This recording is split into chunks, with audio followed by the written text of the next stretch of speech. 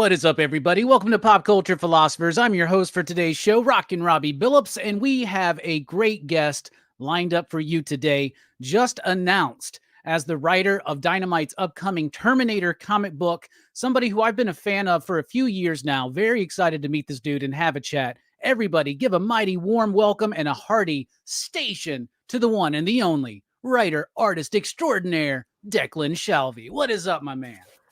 Hey, how's it going, man? I'm just imagining there's an applause. I'm just going to accept. There is. You can't hear it. It's inaudible, but it's there. I tell everybody, throw out the applause in the chat, please. Come on. Let's let them feel welcome. Anyway, how you doing, buddy? Good. I'm I was saying before we got on stream. I was at San Diego recently and I caught COVID, so I'm battling some cold and flu symptoms. I don't have time to take off work, so I'm just gonna power through. Yeah, right. I mean, see, that's dedication, y'all. This dude's got COVID. Anybody else would be like, you know what? Sorry, I got COVID. It's over. I can't do the show. Nope. Declan's steamrolling right on through. So I say that, but if I was feeling worse, I'd be a total baby and just go to bed. No, I'm brave. I'm very brave. It'd be well earned. Declan, tell us a little bit about yourself. Like, what got you into comic books? Like, have you been into comics since you were a kid? Is it an adult thing? How'd you get into comics? Well, I've always been into comics as far as I can remember. We used to have a lot of news agents, like UK comics that would make it over here in Ireland. So there's a lot of like comics about licensed comics with the Turtles and DuckTales and whatever cartoons were on. I was big into my cartoons. And I remember when the Batman cartoon happened and the Spider-Man cartoon happened and the X-Men cartoon happened. I think was Batman was 92 maybe, and the others were 94. So like that was, I was reading comics, but I didn't really know about, say, American comics that they really existed until I was like maybe 12 or something. So once I managed to track them down, and I was gone, because there's something different about American comics. They felt more kind of exotic. Like you'd see all the kind of American ads and everything is in dollars, and ads for like American cereal and things like that. Like it felt like such a weird artifact. But of course, I was lucky then that Panini in the UK started reprinting a lot of older X-Men comics. So I was reading, trying to think, what did they start with? Maybe after Bishop came in, I can't remember. But even the same with Spider-Man as well. I was reading like the end of the Clone Saga in American comics and the beginning of the Clone Saga in the reprints. So I spent a good few years really getting into it hardcore. And yeah, like I was drawing comics of Star Trek before I even really read comics. I always drew my own kind of little stories or the beginnings of stories in the back of my sketchbooks and stuff. So comics it's just in my DNA now. Yeah, that sounds very similar to me. Like, I don't really remember a time where I wasn't into comics, right? Like, I started reading around 86. I was born in 81. I think we're probably near the same age because I'm 82. Okay, yeah. Then Jesus, that big loud thunder crash just happened over here. It scared the hell out of me. It's the wrong book. If we're talking Thundercats, we can do that, but exactly, right. But yeah, like, so I grew up like loving all this stuff, like He-Man, Masters of the Universe, Transformers, Thundercats, which I was super excited when you were announced for Thundercats. And I was reading comics, and then, I mean, I remember that big explosion here in America in the late 80s, early 90s, when you had Rob Liefeld and Todd McFarlane and Jim Lee. X-Men #1 sold like 8 million copies and all that stuff. It was a big, crazy, exciting time. But then we had to go through those lean times. You mentioned the Clone Saga and the aftermath of all that, and like, in the late 90s, it seemed like they were struggling. It's funny that you said American comics were exotic for me, though. Like that's not my experience, because I didn't know about any of that. What I got was the clone. Like for me, the Clone Saga was the most exciting thing ever because it was American comics. It was crazy stories. So it's weird how one thing can be happening, but you can kind of come at it from two other sides. Like it's a story I've told a few times, but I got X-Men. I think issue 35 was my first issue. And like within maybe 10 or so issues, Legion Quest happened and Legion killed Xavier, and then Age of Apocalypse happened.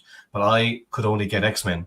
So there was no X-Men comics for 4 months because of Age of Apocalypse, but I didn't know that. Last I saw, Xavier got killed and existence ended. So I thought they just stopped doing X-Men comics. You know, Yeah. I didn't have Wizard magazine. I didn't. There was no internet.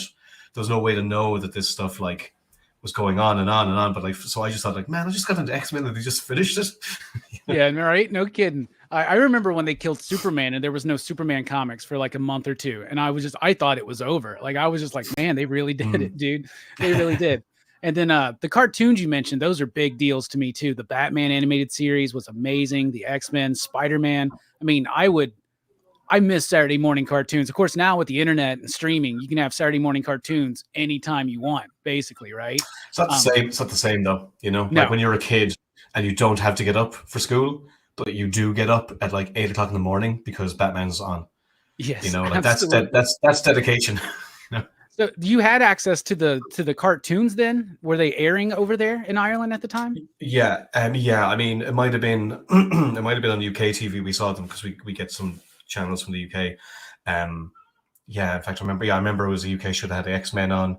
And that was really your only access to that type of stuff.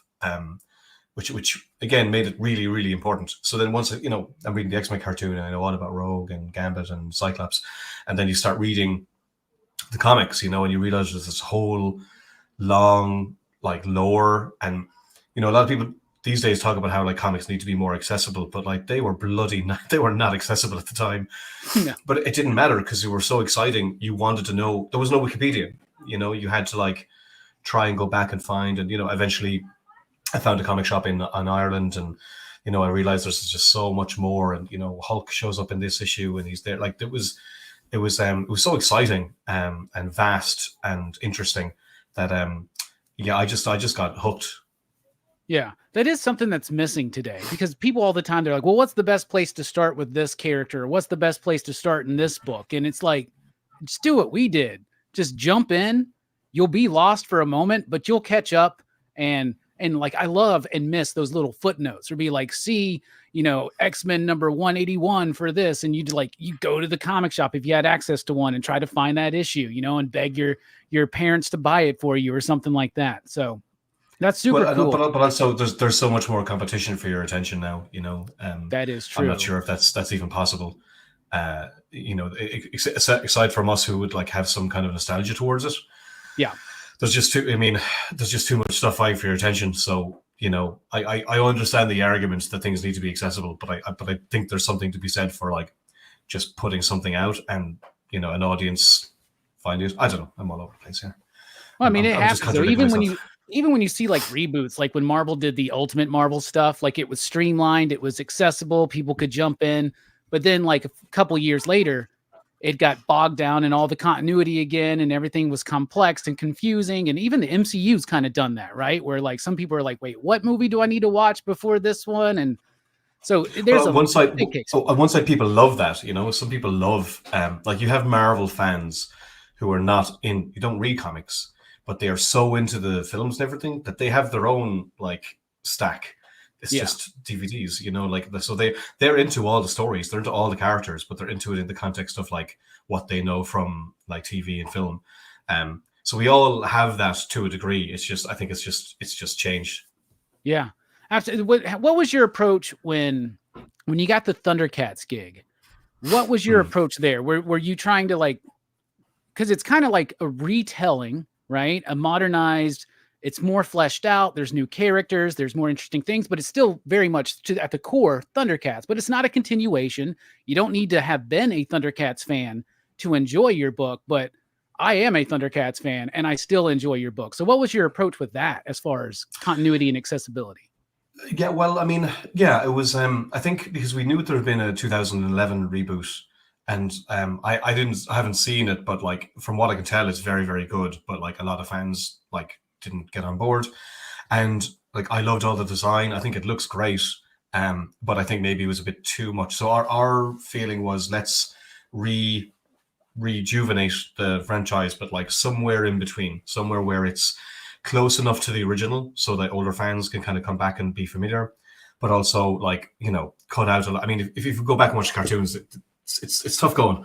You know, we loved them as kids, but you watch them as an adult, you're like, oh, okay, this is pretty weird. Yeah, all those cartoons I loved when I was a kid, I cannot like binge through them. It's like I watch an episode of Thundercats or Motu, and I'm like, okay, one, and I'm done for now. I'll watch another one in 2 weeks. There's a reason your parents weren't also watching them too, probably because they weren't, you know. But also like as consumers of all this stuff, we're far more sophisticated. I mean, I don't mean since we're children, but I just mean in general, you know. If you look at a comic from now and then 40 years ago, the storytelling is more sophisticated.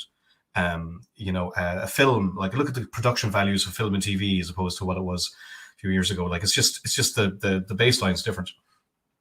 So I felt like we needed to like not just, you know, revamp Thundercats, but like, you know, get the origin story out of the way and then just start telling stories about the characters. Because really that's what it's about. It's people who, you know, who remember and love the characters. And, you know, it's not exactly the same, but I feel like it's like I loved Thundercats, but like it had been so long since I'd seen it, I'd forgotten a lot, but I still had that kind of core excitement. So that was kind of how I felt about it. It was that it's not about retelling everything. You know, the only thing that's retold is the origin, and that's done in page 1, and then we move on.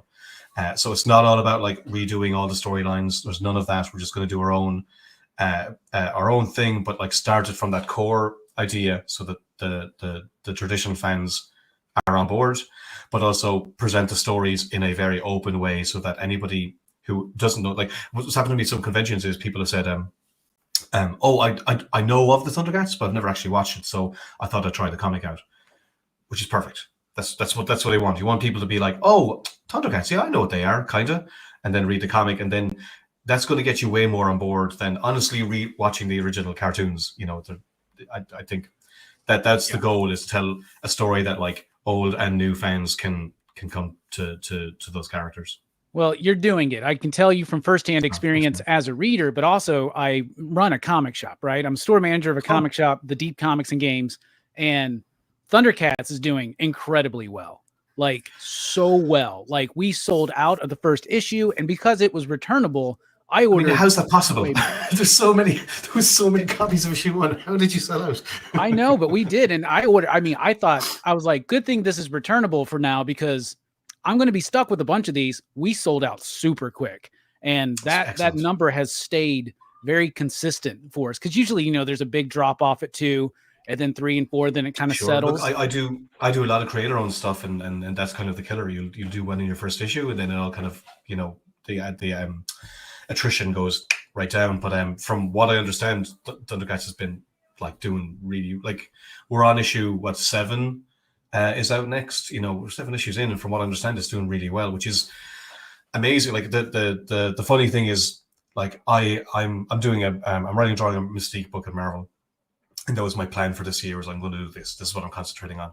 And Thundercats came up at the beginning of the year or the end of last year, and I was like, this would be fun. You know, do a year on a book like this, revamp the franchise for something I really loved as a kid. This is just going to be fun. And it has blown up into pretty much my main job now. You know, like we've got stuff planned coming up. Like there's a Chitara miniseries now. We have other stuff coming up, so it's blown into not just this like job for a year, but now the book's ongoing, you know, and we can build a lot of stuff out of it because there's such a huge, because it's such a huge universe anyway, and we are redoing it. The potential to do anything is there's no limit. There's barely any limitations. The licensor have been amazing for letting us do new things, like a new character. I just designed a new character again. Can't say what it is yet, but it's really fun because unlike say doing like X-Men stuff, where you're going to have loads of like continuity things, we're making our own continuity.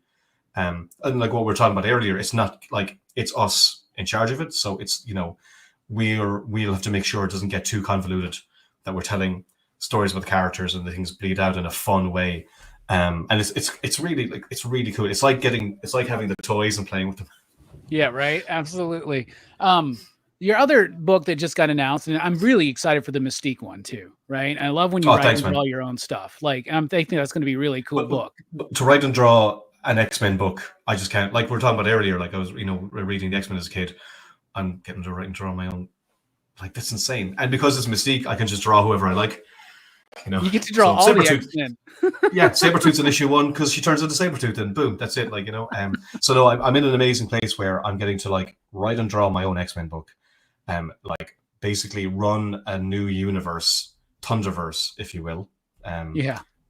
As we're pushing, and like now something like Terminator as well, where like just getting to tell a whole different type of story with amazing creative team, and I'm really tired because it's a lot, but it's all of it's all so cool, Yeah, well, let's talk about Terminator. So what's the approach to that? Because Terminator's coming out with sometime this fall, right? Like October or It's something like that, maybe?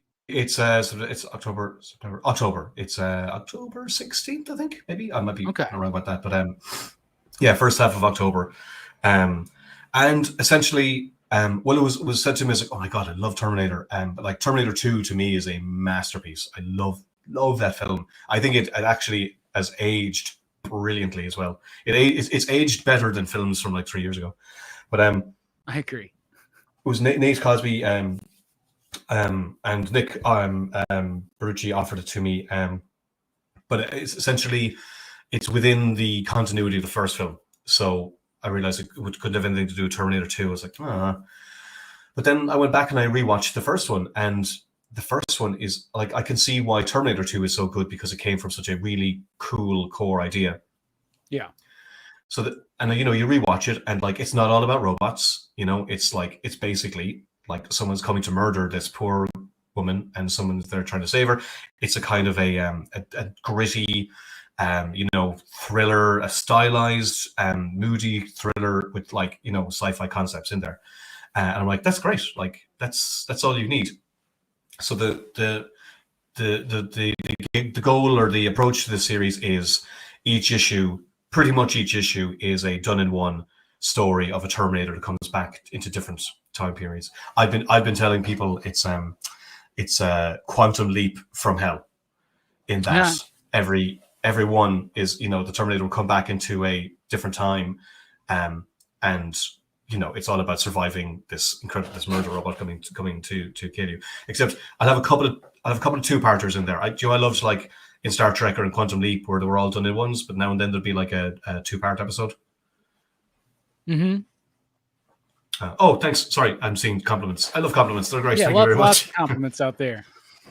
Well, the Alien. It's interesting having done Alien and now doing Terminator, like two very, Cameronian related stuff. I didn't think I'd be the guy doing 80s licenses. I guess Alien in the 70s. But here I am. Yeah. Well, we're happy for it. So who's your artist on the Terminator book? Artist is Luke Sparrow, a very, very, very, very good artist who I've had my eye on for a couple of years now. I've seen his stuff online. I just think he's really, really good. But he did a Star Trek story about a year or so ago that I thought he did a great job on. And I hate seeing like great talent squandered. So and I remember like my first American work was on 28 Days Later for Boom Studios, and it was a great place to kind of like be found, like to take like a grounded license and do a run on that. That's kind of how I made my that was my breaking into American comics. So I'm kind of hoping that'll be that for Luke, because I think he's phenomenal. And he's also, if I may plug something else, I'm doing an anthology for my Old Dog series at Image that's coming out in October, and so I got him to draw a story that I wrote for that, and it just like, it was so cool and grounded and stylized. I'm like, this is the guy for Terminator. So that's our first story we've done together. So if you're looking for kind of a preview, I would check that out. But it just synced, and I love his stuff, and I love how he composes stuff and his storytelling and his attention to detail in the backgrounds, which would be really important for a book that's going to go around in different times. You can't like talk about the city you're in. You need a really good image to go, boom, this is Seattle in 1970 or whatever else. So no, I'm delighted. He's had to do more layouts there yesterday, and they're great. Oh man, I just wanted to draw. I just wanted to draw more pages so I can see them. Yeah, come on. So you said each issue is kind of like a self-contained story, right? About a Terminator going back a different period of time, right? So is it all going to be like 20th century, or are you going to go maybe 18th century, 15th century, anything like that? No, no. I would say it's all relative. Like it's all, Because it's all funnily involving the enough. Connor line or something, right? Um, yes. I want to put it this way. I wanted to avoid the Connor stuff because I feel Okay. everybody goes there. But I will say there will definitely be some appearance as the series goes on. Like there's an overall connection with all the issues that like won't necessarily be like noticeable at the start. But as the series progresses, basically it'll kind of start to it's like a knot. It'll slowly kind of come together as a plan. But Okay. I mean, to be fair, there was no restrictions. I was able to, like, the licensor said you can use, Sarah Connor and all that. But I think the core idea is so solid. You don't need to tap that vein. And if you're going to do it, you want to really make it worthwhile. So my instinct was just stay away because I just feel like it's been done to death. Yeah. Oh, it has, right? I mean, they keep trying. They just keep Yeah. going. They're like sometimes to diminishing Well, returns. it makes sense because those are the characters you care about, Yeah. But I mean, the challenge for me is every issue I need to look. It's the same with Alien. The Alien films I like the least are the ones where I care the least about the characters in it. It's not. I don't like Mr. Alien. It's not. It's not about like John Alien. Yeah. It's like you wanting them to survive, and them not, or they do. And it's the same with Terminator. Like you care about Sarah Connor and you care about Kyle Reese. So that's what makes it like. Sorry, I see someone pivot to Connor McLeod. You would have to write and draw that one, in my opinion. That one would be great. Yeah, well, actually, I disappoint people because I'd make a Duncan McLeod because I was really into the Highlander like the TV show? series. Okay. I loved the show. They used to have that and Renegade on TV when I was a kid on at the same night. Like, and so yeah, I was just like watching like dudes with ponytails and long jackets. that's my happy place, kicking ass. But sorry, I forgot what I was saying. Oh yeah, but like, so you care about those characters, and so my challenge is to like every issue I need to present. I need to match up to that challenge of giving you characters you're gonna care about every issue until the inevitable comes. And in this book, the Terminator wins. They don't necessarily get away like that's the one thing is a lot of these stories like the hero has to win, but like not in this book, not necessarily. Oh, that's awesome. Oh man, I'm super, super excited to see this because I'm very much into Terminator. Terminator 1 and 2 are like great, right? And we have this at the shop, we have this conversation all the time of what's better, Terminator 1 or Terminator 2, right? And everybody's got their favorites between those two. Many people don't mention the other films in that conversation, but you're right though, 2 doesn't exist without what was built in 1, right? Yeah, exactly. And 1 is like, I would have said Terminator 2 is the best. I remember people used to say Terminator 1 is the best. I'm like, get out of here. What are you talking about? But when you go back and you rewatch it in and of itself, because like I think I saw Terminator 2 first when I was a kid. I think. So that's going to change how you look at it because it's not as spectacular. It's not as bombastic. But it is like at its core, it's tense and dark and funny. It's a great concept. So when you come to the concept with the kind of secondary evolution of it, you don't appreciate the first. Like I said, I went back to the first. I'm like, I mean, this could have got that could have gone anywhere. Terminator 2 could have been 7 different types of films based on that it's very simple core idea. And and a lot of it's I think very relevant to now that like where are we going? Where's technology taking us? Like all that stuff is just as relevant. And more so, right? what is humanity in the face of annihilation? I mean, I'm not a doomsday sayer, but like there's a lot of it going around.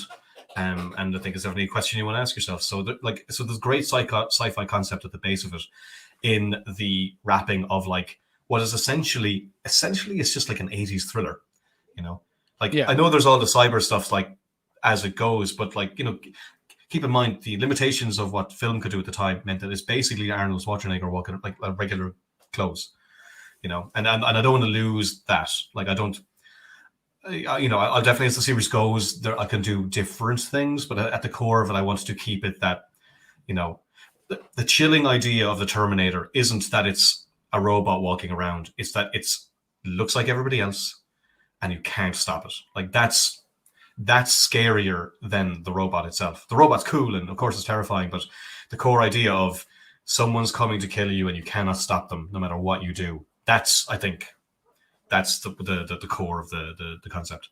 Yeah, absolutely. I'm super excited for it. I actually got behind me back there a bunch of Terminator figures from the 90s. I was like super into those T2 figures. Oh man, those are great toys. I became really familiar with your work with Moon Knight, right? I was a huge Warren Ellis fan. Planetary is one of my favorite comics of all time. So when I heard that he was doing Moon Knight, jumped me in right immediately, right? And I loved the Mr. Knight stuff and all the different versions and how y'all were like kind of showing his personalities even through Moon Knight. And like, I remember the one issue where this dude had like the mushroom growing in his brain or something like that. That whole issue blew me away, dude. It nearly blew me, nearly made me blow myself away. It was so, it was so challenging. Like every issue that Warren wrote, like, you know, the first one was great. And the second one with the sniper, and if you remember where the panels are disappearing as he's taking people out. Yeah. I just remember thinking like, this is an incredibly inventive stuff, and it's for like Marvel Comics. And not a slight against Marvel. It's just, you'd think you're doing corporate comics. This is not where you come to experiment. And yet here we are. Yeah. And then the third one with his ghost punks, and then I think that was the fourth one with the mushrooms, and then that was so much work. I mean, I did it to myself, to be fair, you know. And then the fight, I mean, each issue of it was it just pushed me more and more as an artist and a storyteller. I came out the other end of that book, like a much more fleshed out and accomplished storyteller, I think. It changed everything. Yeah, it was. I love that, and so that's when I started following your work, and obviously Injection, which I loved Injection so much, and your art in that was fantastic. And then I remember seeing a book called Savage Town, and I was like, "Oh, really?" So he's writing, and I read it. I actually did a review on the channel about it, and I loved Savage Town.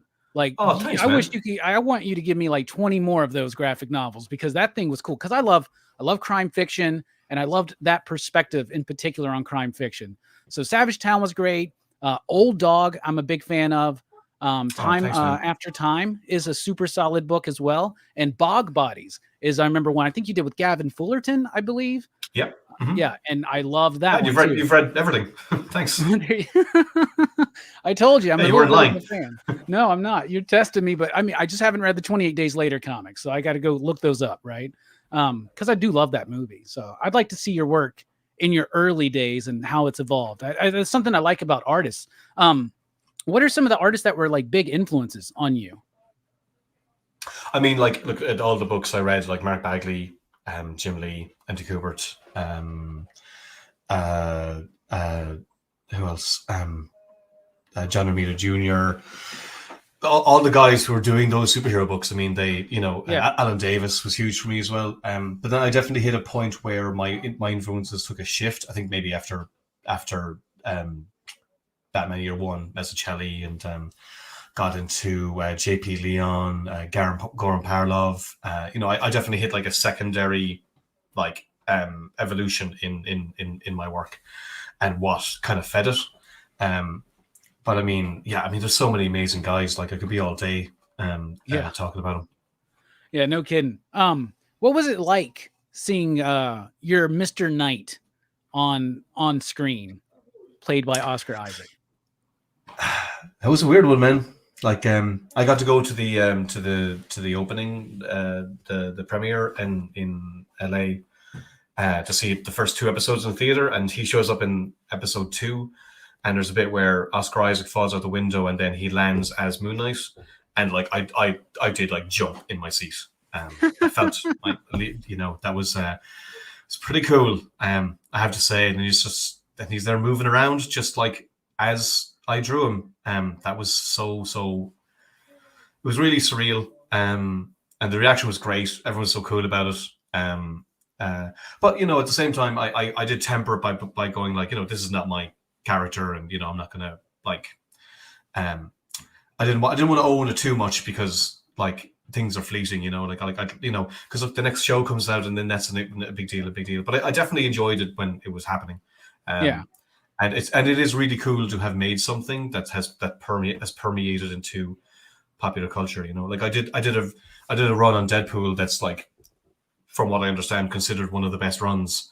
But like, you know, I was the 4th artist on that run.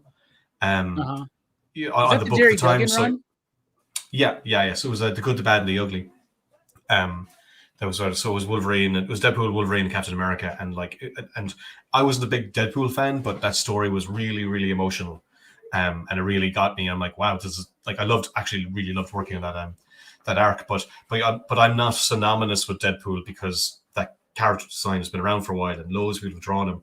Whereas a Moon Knight was, you know, I actually made it.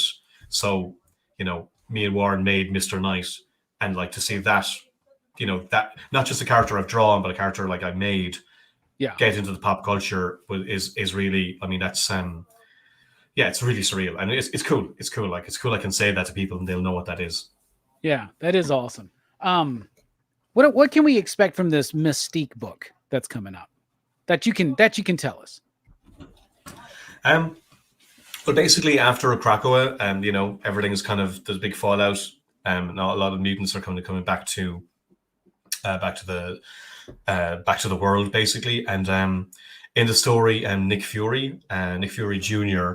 is in charge of kind of keeping track of all this stuff, and he realizes, where's Mystique? She's probably one of the most dangerous mutants ever, and nobody knows where she is. So he's upset. He really wants to find out what's happening with her, and we see she's up to stuff. We can't tell exactly what it is, but she's up to stuff, and she is not playing around. I kind of want, with this book, I want to put Mystique back in the villain box. I think she's, you know, it happens a lot with like really successful villains, is like people like them so much to become kind of anti-heroes. And it happens a lot with the X-Men in particular too. Yeah, right? for sure. Which, you know, is only natural because people love these characters. So, you know, but as a result, I think we're you know, there's not as many good villains, and she's a great villain. So that's the goal with the book, is like, by the end of this, there is no mistake. Mystique is a villain, and it's incredibly fun to draw. I wrote a scene in issue 1, and as I was writing it, I went, "Oh, Jesus Christ!" As in, it was so, she was being so horrible. I was like, "Oh, good, okay, good. That's what I'm going for." And yeah, like and in that, because, you know, it's a spy book basically. Like, I'm kind of, my running joke is that it's basically Old Dog, but like there's a shapeshifter in it. Okay. Because tonally it's very similar. It's a kind of a hyper super-esque espionage story, you know. So it's in the same vein as what I was doing with Old Dog, but I get to like play with characters I'd love to draw. So, which makes it different, I think, from Brian K. Vaughan's run. That was my main worry, because Brian K. Vaughan did a run on Mystique where she was a spy, and this was the context of this book, was that she was a spy. And I'm like, what am I gonna be better than Brian K. Vaughan? No. So I had to come up with a different thing, and I think because I'm an artist, it means, you know, I'm going to look, you know, I'm going to lean into cameos because I can draw them. You know, I think if I was a writer, it's not fun to write cameos, but as an artist, it's fun to draw them. So I think maybe that's what makes the book a little bit different, is that there'll be a visual element that isn't the same, and the tone of the book is definitely different. So no, it's class. I'm like, I was watching X-Men 97, you know, at lunch there a month or so ago, and then I was coming up here and I was drawing the book. Like, I'm like, how is this my life? Yeah, that's awesome, man. That's super cool.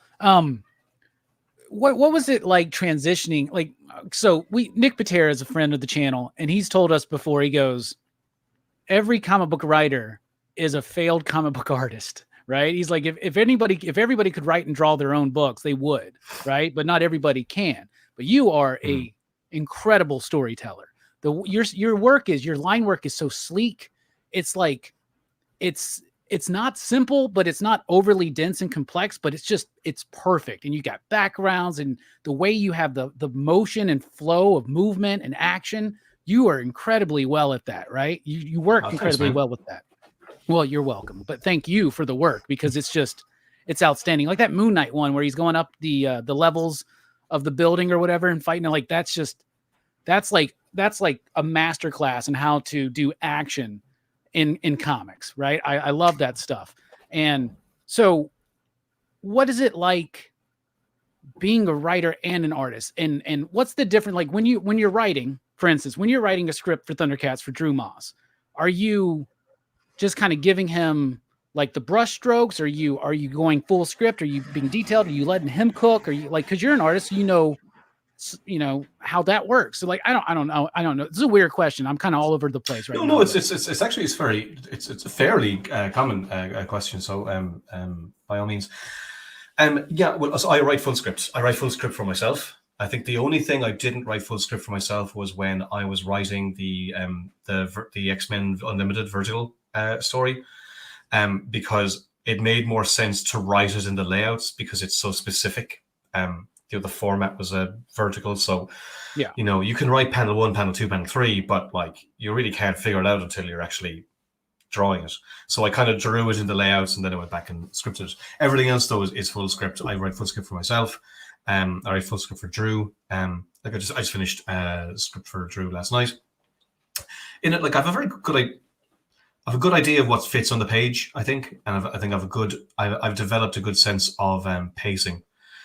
So, but I will write specifically like what happens. Like it's a full script, but I try and not get too like, from the left of the panel, blah blah blah. Because I know when I've worked with scripts to tell me what to do, I go fuck off. Like don't tell me what. So you're not writing Alan Moore scripts, right? Like no, like a page and a half for a panel. No, there will be some dense panel descriptions, but that's only when I'm trying to describe to Drew like what the location is. Like I'm trying to if I'm like, here is this location, it's like this, blah blah blah blah blah blah blah, and then everything else will be fairly light. Like my when I worked on war analysis scripts, I remember thinking they were going to be really detailed or really complex, but they were very very tight. Very there was no fat on the bone, as it were. And as a result, I found that it gave me all the information I needed to know to draw it, and all the space to like add in things if I wanted to. So that's kind of like, even though I've worked with like writer artists, even though he's not an artist, I think like he had an incredibly brilliant visual sense. Yeah. So I try and lean into that and not like get laborious with like a panel script. Like, I might have a panel like, on Panthera and Tigra, and then the next panel is closer, Yeah. There's no point getting all flowery with it, like the only person reading the script is the artist. So it doesn't need to be like the flowing light dangles over the fucking Thundercats logo. Like there's no point, So I'm fairly to the point. And I hope give enough freedom. Like the new one I did is all fully scripted, except there's 2 pages where I know Drew wants to draw like sword fights. So there's a 2-page sword fight. So I just said this. I just wrote the dialogue that's going to happen in the 2 pages, what needs to happen, and then I'll leave it to him. We did the same thing in issue 1. I think there was like a 3-page sword fight, because there's no point in me telling him what. Like I know that's what he wants to do, so I'll just let him do that. But I mean, but that's rare enough. Like I'm not just going to go, you do your thing, because I also think that's not doing your job as a writer. Like it depends. I know some artists really, really like that. I don't. I don't like having all the freedom in the world. You're writing this book, so you should be, you should be leading the way on this, and it's my job to interpret it visually. But if you just tell me to do whatever, I think you're not doing your job. But some artists love that, so it depends. There's a guest artist on issue 10 that I'm currently working on, and we talked about doing it Marvel style. So I've started writing it, but the first 3 pages are all fully scripted. So I'm going to try and let go for the rest of it and see how that goes, because it's not necessarily how I want to work. But again, it's the advantage of an ongoing book is maybe I could try it out. The advantage of a book like Thundercats is because it's long form, I can write to a longer story, which is tough with a lot of, like, Mystique is 5 issues, so beginning, middle, end. An ongoing book is different. Things propel and then they wrap up, and they propel and wrap up. So but if you have an ongoing, I think you can do a weird issue here and there. So I think I think normally I would have said like I don't want to work Marvel style, but I'm going to try it on this one just because again creatively you can. So Yeah. we'll see how that goes. Oh, very cool. Do you ever like break down thumbnails or anything like while you're writing, maybe even just for you or for the artist? No, because I know some do, but again, I have a fairly good sense of what fits on the page. So Yeah.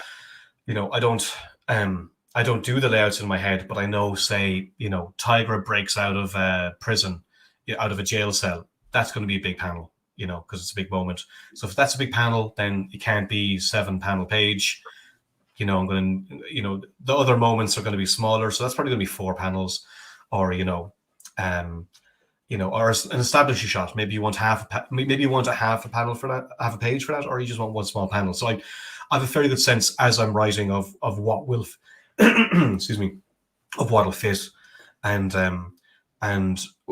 writing for myself the same. Like I don't do layouts. Like I said, aside from that one example, I don't. It's all fairly well in my head. And then when I start doing especially if I'm writing for myself, I can change it. It's fine, Yeah.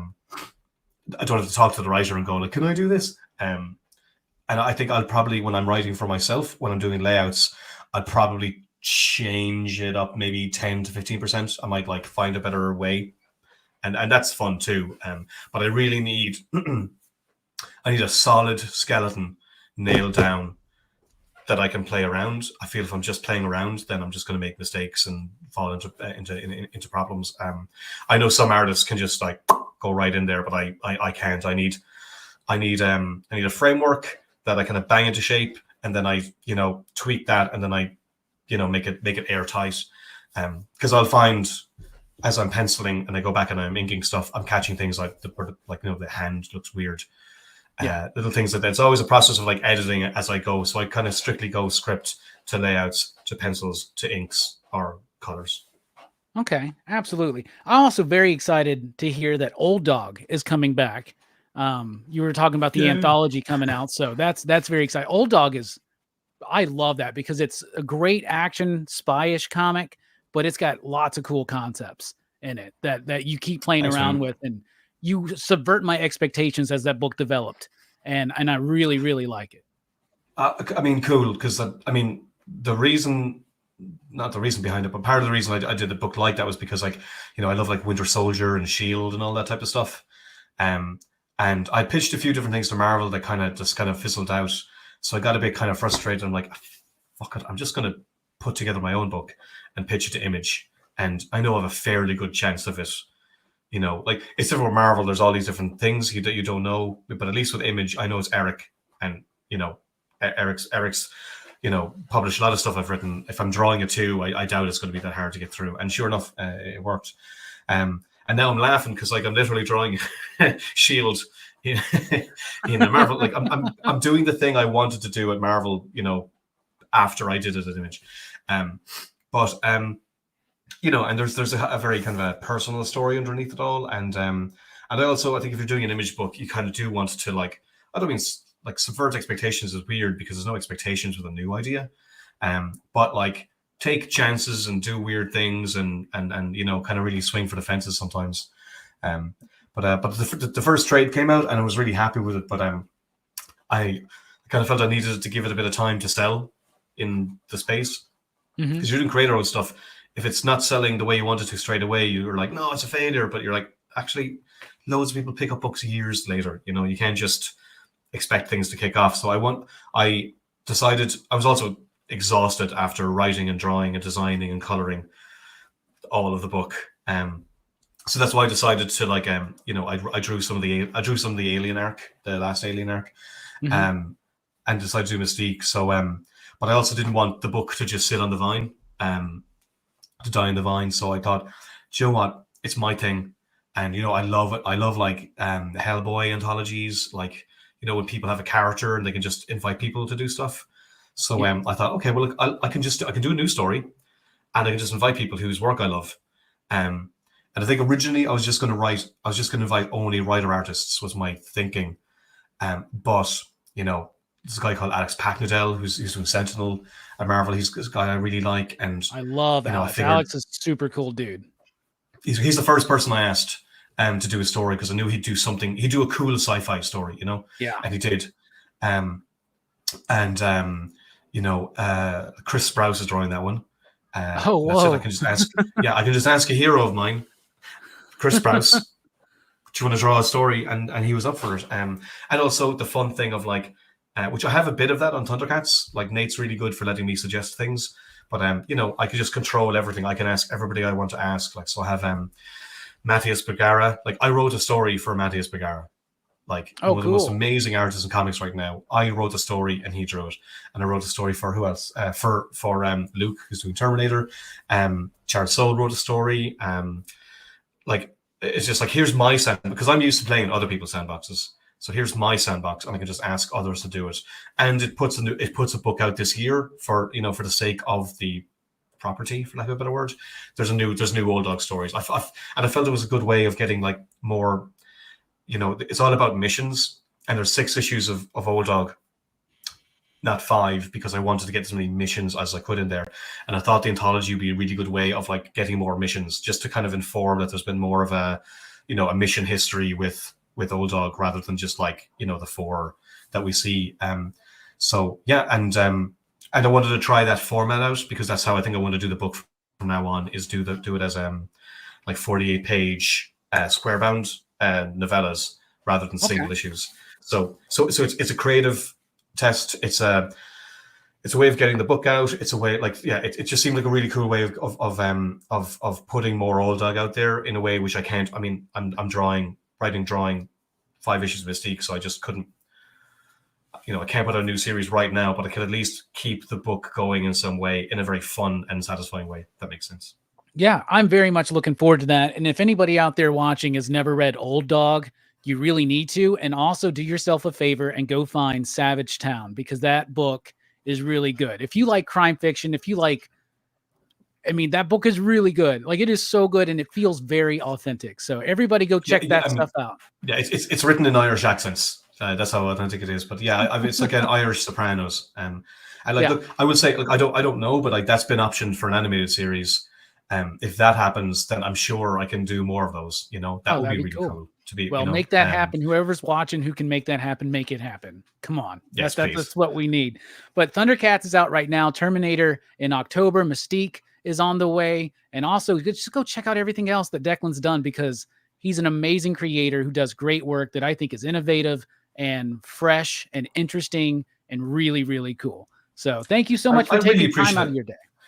Thanks, man. I really appreciate that. You don't really know how your stuff's being seen when you put it out there. I mean, you're saying all the things that I would like people to think about my stuff, but as far as I know, everyone just thinks I'm a fucking idiot. So no, I really appreciate that, man. Thank you. Well, thank you for taking time to be here. I know you're super busy and a little under the weather, so we really do appreciate it. So we're going to let you go, but everybody go check that stuff out, and hopefully maybe we can see Declan here on the channel again sometime soon. So thank you, buddy. We appreciate it. Oh, thanks so much, man. All right. That was super fun. Now, a little less fun. Let's bring in Alex. What's up, Alex? How you doing? Yeah, definitely that's fun. Yeah, you get to follow up Declan Shalvey. There you go. That's not good. Declan's amazing. So yeah. a lot to follow, but no, he's really awesome. He's so great. His writing has just been so much fun. So I know I am personally really, really excited for Terminator to see what he's going to do.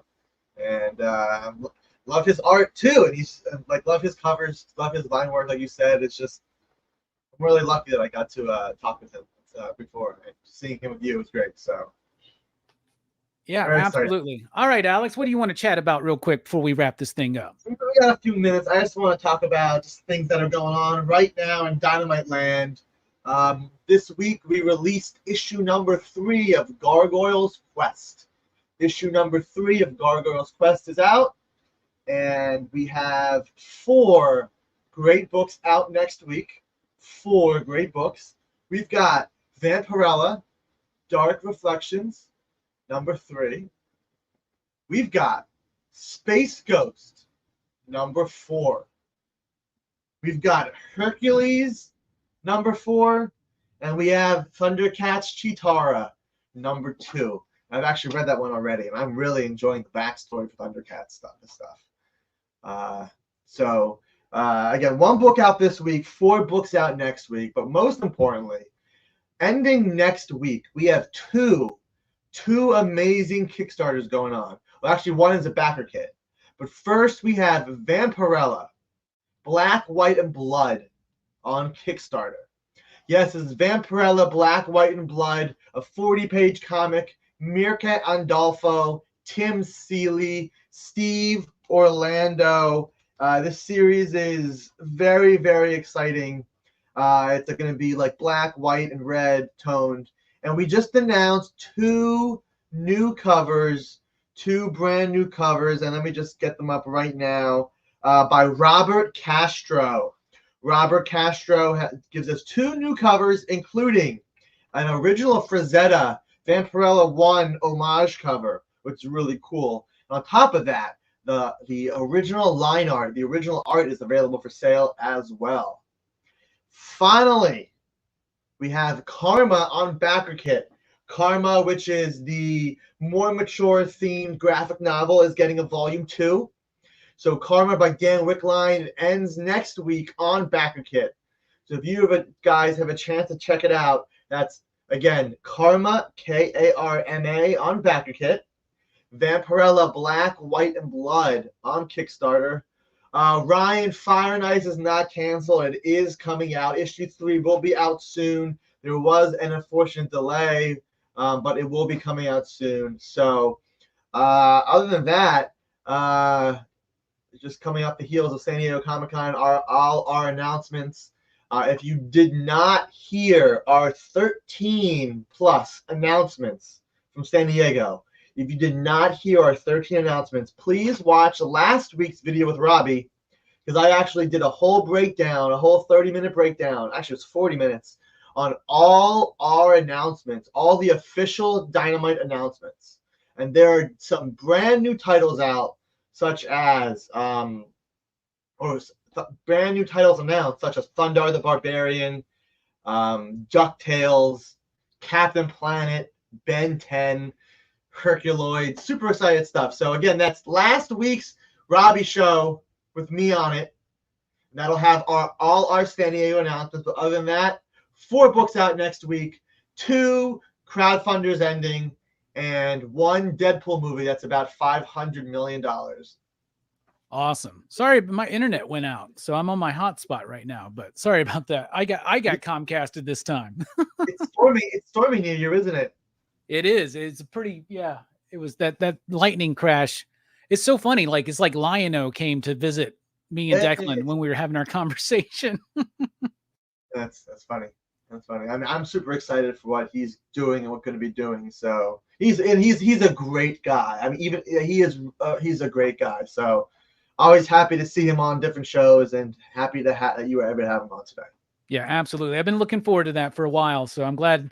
Thank you all for making it happen. Who's going to be the conversation topic next week? We don't know yet, but we're going to figure it out. It's going to be another exciting conversation here on Pop Culture Philosophers. Alex, thank you for running through and carrying on. I'm glad my internet went out after the Declan part. Oh, yeah. Yeah, I mean, thanks for having me on. I'm glad that we weren't Comcasted while you were Comcasted. Then there's no one to be there, but we're here for now. All right. Well, we're dipping out. We appreciate it, everybody. Keep it real. Station. Pop, pop, boom. Maybe we'll end it. It's trying to end it. Stream that never ends. We love Robbie and all his friends. Oh, Robbie dropped. I'm still here. The stream's gonna end in a minute. So goodbye, everybody.